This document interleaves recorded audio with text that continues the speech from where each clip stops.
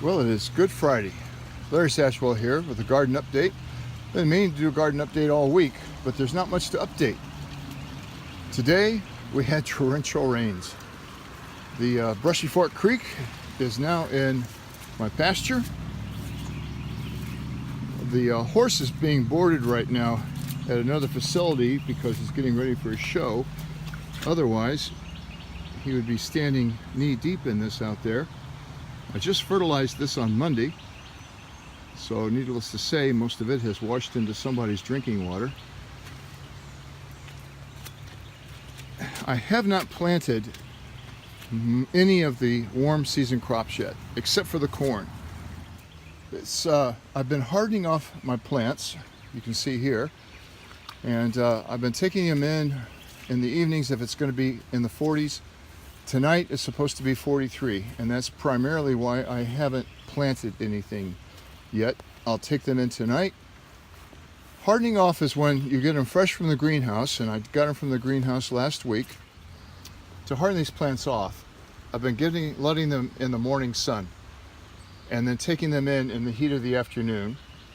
And then if it's been nice after dinner, I've been bringing them back out a little bit, and I have left them out overnight when those temperatures are going to be in the mid-50s to 60s.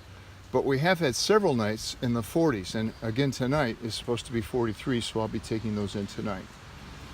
This rain's supposed to stop and come out of here to this evening, and Good Friday in the South is traditionally the day you plant your garden. Well, if I were to do that today, I would be working with lumpy, clumpy soil for the rest of the season. So I've got to let this, even in my raised beds, have to let this soil dry out for a few days. So I probably won't be planting my main warm season crops, tomatoes and peppers, until midweek or early next week.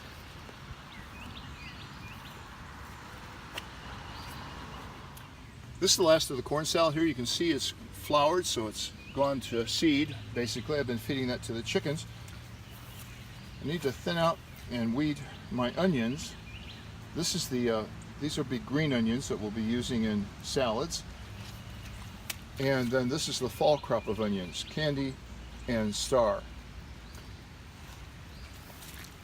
Salad's coming on, peas are coming on, and you can see we have enough lettuce right now for a couple of nice salads and some radishes. I need to thin these radishes.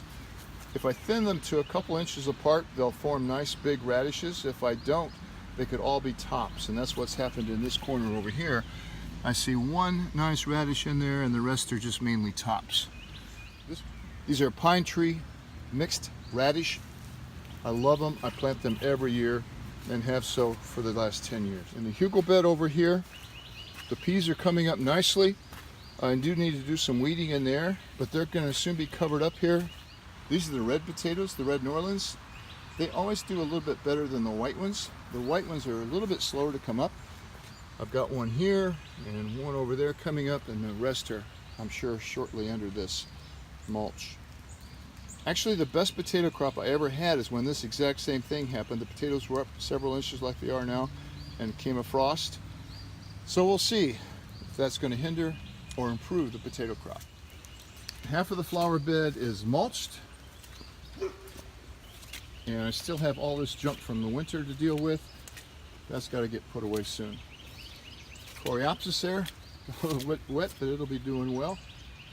There's some sedum behind it. Cosmos right here with some sage behind that. The daffodils have daffodiled out.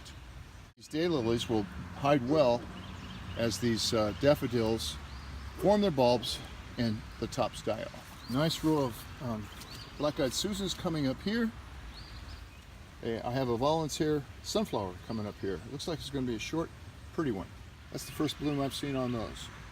This yarrow is overtaking my weeping maple here, so I'm going to have to dig that out from under it. I love the way that branch is going down the hill, exactly how I planned it.